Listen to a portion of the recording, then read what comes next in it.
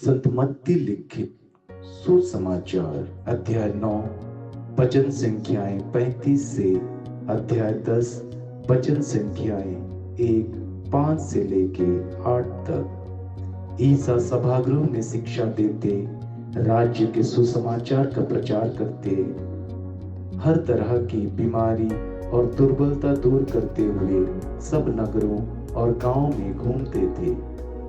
लोगों को देखकर ईसा को उन पर तरस आया, क्योंकि वे बिना चरवाहे की भेड़ों की तरह थके मांदे पड़े हुए थे। उन्होंने अपने शिष्यों से कहा, फसल तो बहुत है, परंतु मजदूर थोड़े हैं। इसलिए फसल के स्वामी से विनती करो कि वह अपनी फसल काटने के लिए मजदूरों को भेजे। ईसा ने अपने 12 शिष्यों को पास बुलाकर उन्हें अशुद्ध आत्माओं को निकालने तथा हर तरह की बीमारी और दुर्बलता दूर करने का अधिकार प्रदान किया। ईसा ने इन 12 को यह अनुदेश देकर भेजा, अन्य राष्ट्रों के यहाँ मत जाओ और समारियों के नगरों में प्रवेश मत करो, बल्कि इस्राएल के घराने की खोई हुई भेड़ों के यहाँ जाओ। राह चलते यह उपदेश दिया करो, स्वर्ग का राज्य निकट आ गया है।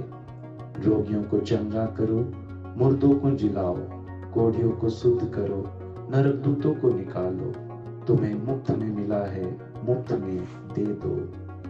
यह है प्रभु यीशु ख्रिस्त का पवित्र सुसमाचार। हे ख्रिस्त, तेरी स्तुति हो। ख्रिस्त में मेरे माता पिताओं, भाई और बहनों और प्यारे बच्चों, आज संत मत्ती लिखित सुसमाचार का अध्याय 9 वचन संख्याएं 35 से अध्याय 10 वचन संख्याएं 1-5 से लेके 8 में यीशु की सेवकाई के बारे में, उनकी करुणा और उनके द्वारा 12 शिष्यों को सशक्त करने व उनकी सेवकाई के लिए भेजने पर आधारित है। यीशु सभी नगरों और गांवों में गए, जहां उन्होंने आराधनालयों में शिक्षा दी, राज्य का सुसमाचार सुनाया और हर रोग व हर दुर्बलताओं को चंगा किया। यीशु ने पूरे क्षेत्र में घूम घूम कर प्रचार किया, लोगों को ईश्वर के राज्य का संदेश दिया और उनकी शारीरिक और आत्मिक समस्याओं का समाधान किया। यह वचन यीशु की मानवता के प्रति करुणा और उनकी सेवकाई की व्यापकता को दिखाता है। यीशु ने अपने 12 शिष्यों को बुलाया और उन्हें अशुद्ध आत्माओं को निकालने और हर रोग और हर दुर्बलताओं को चंगा करने का अधिकार दिया। यीशु ने अपने शिष्यों को अपने समान शक्तियां दी, ताकि वे उनके मिशन को आगे बढ़ा सके। यह दर्शाता है कि यीशु का उद्देश्य अपनी सेवकाई को केवल अपने तक सीमित रखना नहीं था, बल्कि इसे दूसरों के माध्यम से फैलाना था। यीशु ने इन 12 को यह निर्देश देकर भेजा, ये यहूदियों के बीच न जा और न ही समारियों के किसी नगरों में प्रवेश करना। इनके बजाय इस्राएल की खोई हुई भेड़ों के पास जाओ और जहां भी जाओ यह संदेश सुनाओ, स्वर्ग का राज्य निकट आ गया है। बीमारों को चंगा करो, मरे हुओं को जिलाओ, कोढ़ियों को शुद्ध करो और दुष्ट आत्माओं को निकालो। तुम्हें मुफ्त में मिला है, मुफ्त में दे दो। विशेष मिशन।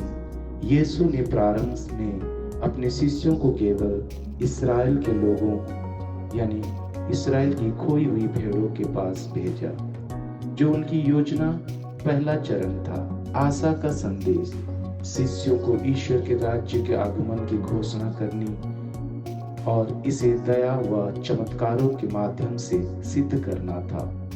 मुफ्त में देना, यीशु ने उन्हें याद दिलाया कि उन्होंने यह अधिकार मुफ्त में पाया है और इसे निस्वार्थ रूप से लोगों को देना चाहिए। इस पाठ का व्याख्या इस प्रकार है। करुणा और सेवकाई, संत मत्ती लिखित अध्याय 9 का 35। यीशु ने केवल उपदेश नहीं दिए, बल्कि लोगों की जरूरतों को पूरा किया।